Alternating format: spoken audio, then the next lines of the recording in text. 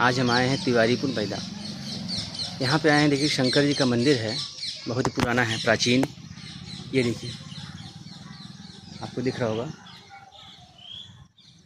आइए अंदर से शंकर जी का भी दिखाते हैं आपको, और हनुमान जी भी यहाँ पर हैं।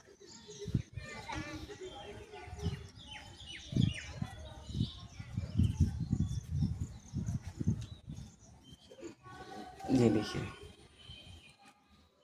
ये है महादेव छोटे से, ये है नंदी जी, और वो छोटे से हनुमान जी, पार्वती जी और माता शीतला।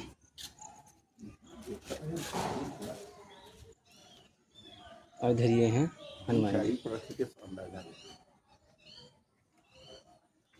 ये देखिए नीम का पेड़, इधर स्कूल और ये तालाब।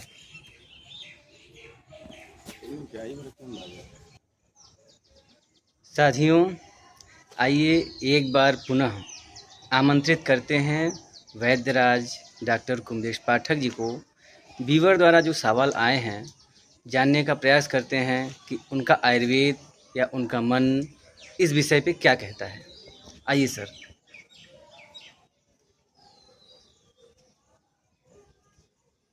नमस्कार दोस्तों, मैं आयुर्वेदाचार्य डॉक्टर कुमदेश पाठक।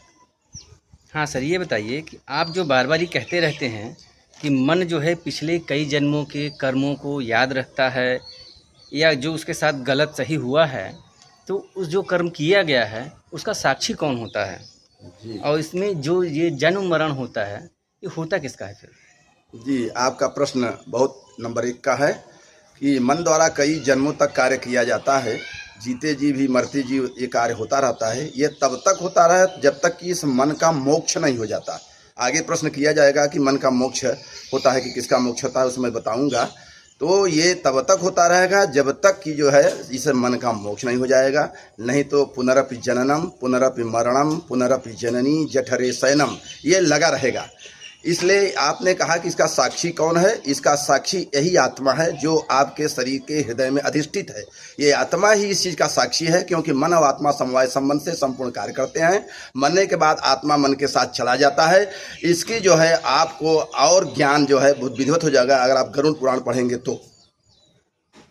अच्छा, ये बताइए, मनुष्य जब मरता है तो विभिन्न योनियों में क्या अपने कर्मों के अनुसार जाता है, वैसे ही जाता है? हाँ, मैं जब आपको आयुर्वेदावतरण बता रहा था तो ये बताया था कि समेता पूर्ण कर्माण पार्श्वे हिमवस्वे, यानी सभी ऋषि जब हिमालय के सुंदर भाग में एकत्रित हुए तो यहाँ देखा कि मृत्यु लोक में क्या हो रहा है। तो उन्होंने देखा कि ततो दृष्ट्वा जनान सर्वान नाना क्लेश समन्वितान नाना योनि समुत्पन्नान क्लिष्टमानान स्वकर्म भी केनोपायन चैतेषाम दुखनाशो भवे ध्रुवम।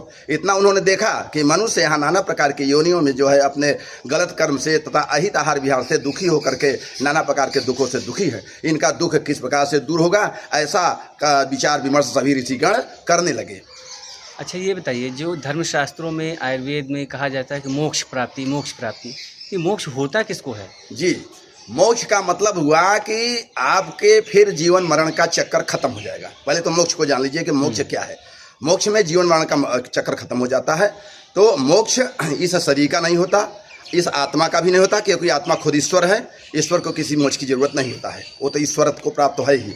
मोक्ष इसी मन का होता है, और ये मन इस प्रकार से मोक्ष को प्राप्त कर लेता है। जैसे पुराणांते श्मशानांते मैथुनांते चयामति सामति सर्वदा चेष्यात को न मुच्छेद बंजनात्। अर्थात पुराण सुनने के बाद, मैथुन कर्म करने के बाद तथा श्मशान घाट लौटने के बाद जो मनोवृत्ति हो जाती है वही जो है मोक्ष की परिभाषा है। आप जीते जी भी इसका अनुभव कर सकते हैं।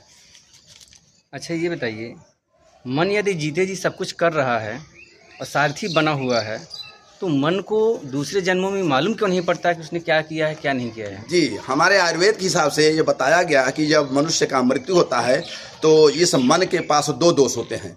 उस दोष का नाम है, एक का नाम है रज, दूसरे का नाम है तम। तो मरते समय उसी तम का आवरण हो जाता है और वो अंधकार कर देता है, जिससे मन को कुछ मालूम नहीं पड़ता। लेकिन ऐसे ऐसे लोग भी हैं जिन्हें मालूम पड़ता है, वो अगले प्रश्न में मैं बताऊंगा। आप प्रश्न करिए। और यदि अगर ये मालूम भी पड़ता है तो इसे बताने का जो है कृपा करें कि कैसे होता है ये। जी, हम साधारण व्यक्तियों को तो ये पता नहीं चलता, पर ऐसे से दिव्य पुरुष हैं जिन्हें इन बात का पता चल जाता है। हमारे चरक संहिता में शारीर अध्याय में लिखा कि भूतै चतुर्भि सहिता सुषुष्मयी मनोजवो देहम उपैति देहात कर्मात्मकत्वान तू तत्सदृश्यम दिव्यम बिना दर्शन मस्ति रूपम। तो ये निकलते हुए आत्मा को भी देख लेते हैं ऐसे दिव्य पुरुष, और उनको पता भी चल जाता है, लेकिन जन साधारण व्यक्ति को नहीं पता चलेगा। जो ईश्वरत्व को प्राप्त है वो इसे जान लेता है। क्या कोई जो है उस सद्वृत्ति को प्राप्त कर सकता है?